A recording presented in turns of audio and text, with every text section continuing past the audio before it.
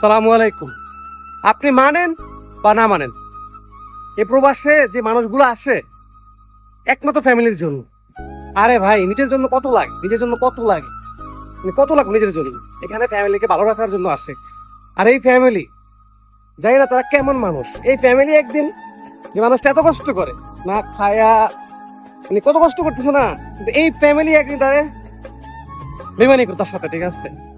এই ফ্যামিলি করে বিচার আল্লাহ করবো। কারণ একজন প্রবাসী কত কষ্ট করে ভাই। এখন এই সৌদি আরবে প্রতি তাপমাত্রা ভাই 140 ডিগ্রি ভাই, প্রচুর রৌদ্র রে ভাই।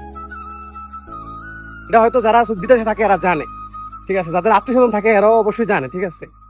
এত রৌদ্রের মধ্যে এত কষ্ট করে শুধু ইনকাম করে শুধু ফ্যামিলি ভালো থাকার জন্য, 3 বেলা ভাত খাওয়ার ভালো রাখার জন্য, বা সুন্দর একটা ঘর করার জন্য, একটু ভালো থাকার জন্য, ঠিক আছে?